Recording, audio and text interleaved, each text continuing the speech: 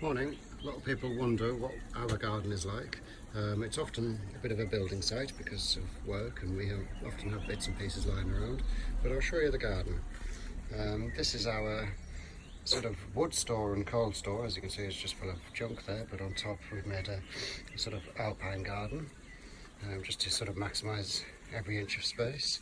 We've got our tiny little alpine bed there, which also has a beautiful Acer. We're slightly obsessed with Acers. Then we've got our little herb bed. Beautiful Angelica now sort of coming into its own. Lots of various herbs, and we've even got a little climber at the back as well. These are little grass seed lawn hero samples, as the dog is nicely showing you. Get down, thank you very much.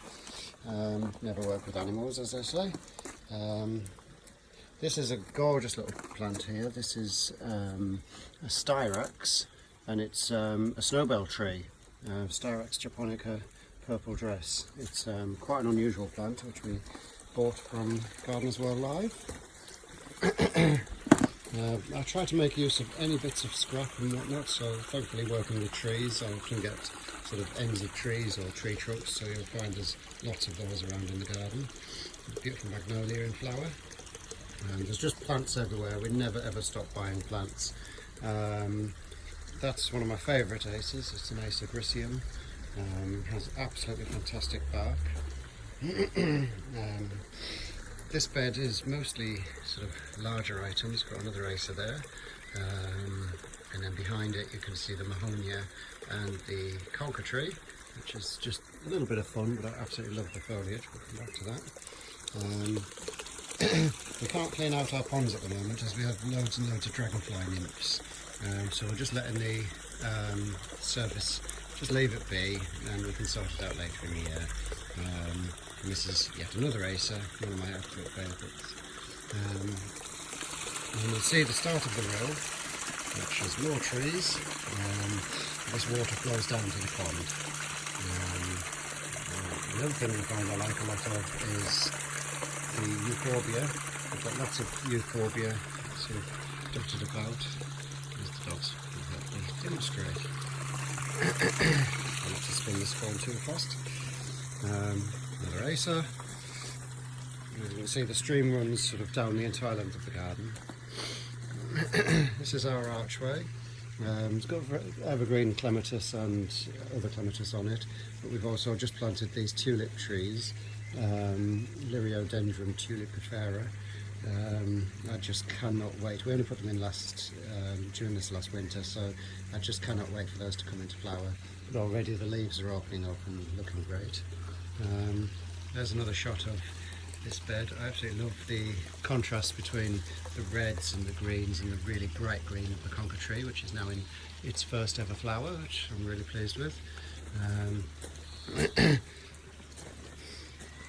We've got a liquid amber just coming into leaf as well behind, and behind that we've got a Acer saccharin, which is just coming into leaf.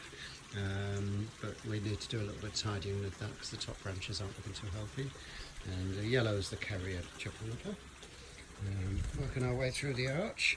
As you can see, the stream continues through, goes under the weeping willow, and this beautiful Betula pendulata, which is looking good. At the back there is a Weiglia or Weigella, I'm not sure the pronunciation of that one. It's just had a beautiful array of yellow flowers. Round to this section, this is sort of our middle area of the garden, just our chill out zone. We've got obviously lots of seating in the garden. This fire pit, I just try to use any bits of scrap to make sort of interesting things. So all of these were just used driveway bricks, so we just made use of that. Again, I do like contrasts in colour, so this beautiful Sambuca, it's looking magnificent. There goes a cat. And then we've got the beautiful yellow flowers just about to open up at the back. And then the broom will complement the fire because that's going to be a blaze of sort of orangey red yellowy flowers, but predominantly red. They look absolutely outstanding. And we have fruit trees dotted along the back there. This is a very special plant here. That's just a Sacidiphyllum. We got that from, I believe, Harrogate.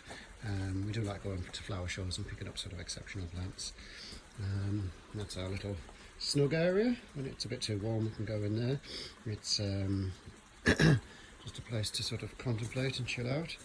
And then when it gets a bit colder, we've got the little log cabin where I've got my ancient record player, so I can just sort of play music to my heart's content.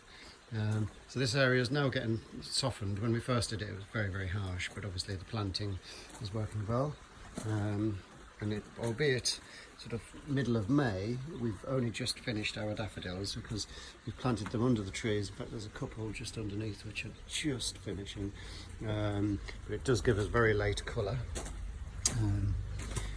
This is looking fantastic as well. We've got a gorgeous clematis running along the side. I've actually planted all around the gazebo, lots and lots of climbers, so eventually I'll soften it all up.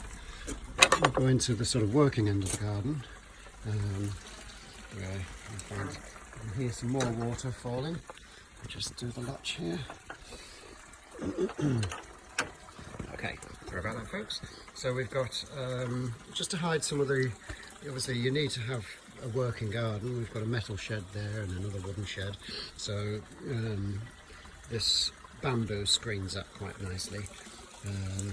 Now down to one of the favourite ends of the garden. That's where the water comes out from the rill into the first pond, and then they're linked together and then down to the second pond. Because of the heat here, we've actually lost quite a lot of water, so we should be topping that up. We're very much a wildlife pond, so it's not really got much in the way of fish, but it's got lots of tadpoles and frogs and whatnot. We've tried to keep predominantly conifers around here and annuals and whatnot, just so that we don't get too many leaves in the pond.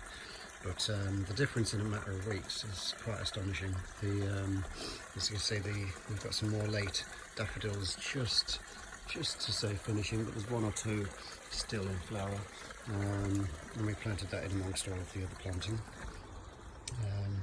And then this is what we class as the working end of the garden. We've got yet another big Acer, so that sort of adds to the collection. That's a recent addition. That's called Red Crimson. Not quite up to its full leaf, but that should look amazing. Do like my Fatsias as well. Got a couple of Fatsia japonicas around the pond.